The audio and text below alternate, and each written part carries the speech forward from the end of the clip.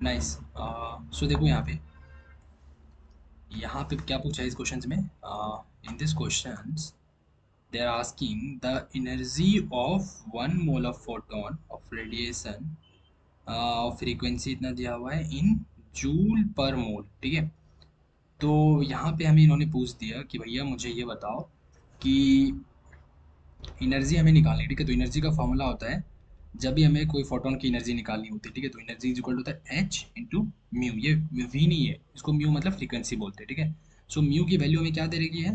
Mu की value दे रखी है 2 × 10⁻12।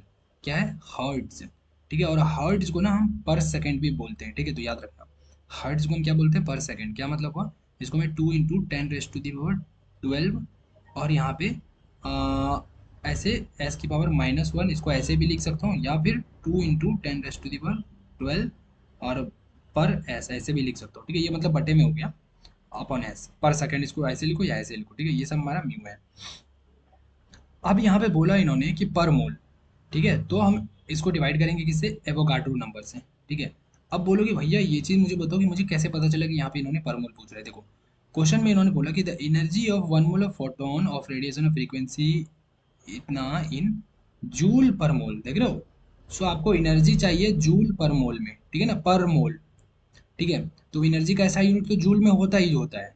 आप एनर्जी निकालोगे यहाँ से तो आपको जूल मिल ही जाएगा। देखो कैसे, देखो भैया मैं हटा देता हूँ, मान के चलो, चलो इसको मैंने हटा दिया, ठीक है। अभी निकालो एनर्जी तुम। तो एच क्या है तुम्हारे पास? एच दिया है 6.6। ये याद रखना, ठीक है। एच की वैल्यू याद रख लेना।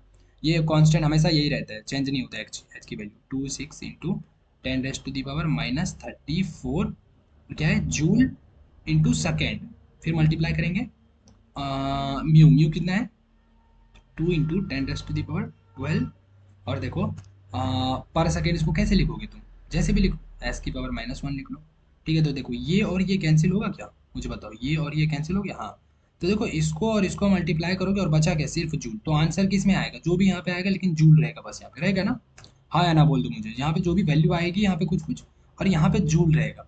तो एनर्जी हमारा जूल में आ रहा है, लेकिन देखो यूनिट देखना क्वेश्चन का कि बोल रहा है एनर्जी इन जूल पर मोल। तो जूल तो मेरा आ ही गया, पर मोल कैसे आएगा? तो उसको हम इस पूरी चीज़ को हम एवोगाड्रो नंबर से डिवाइड करते हैं, ठीक है। अब बोलोगे एवोगाड्रो नंबर से ही क्यों हमने डिवाइड किया? क्योंकि एवोगाड्रो नंबर का देख लो यहाँ पे यूनिट क्या है। नहीं डिवाइड नहीं करते, सॉरी, डिवाइड नहीं करते, उसको मल्टीप्लाई करते हैं। क्यों? देखो, हाँ, इस पूरे को ना हम क्या करेंगे? मल्टीप्लाई करेंगे किससे? देखो, हाँ, इस पूरे को हम किससे मल्टीप्लाई करेंगे? देखो यहाँ पे क्या है? एवोगाड्रो नंबर, ये भी वैल्यू याद रखना, ठीक है। 6.022 × 10⁻23 पर मोल, ठीक है।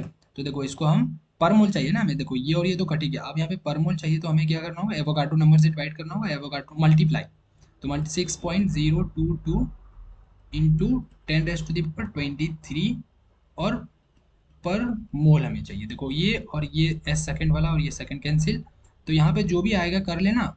और उसके बाद ये क्या हो जाएगा? 798 समथिंग आएगा, ठीक है। इसमें भी वैसे आंसर दिया हुआ है, इस वीडियो में देख लेना।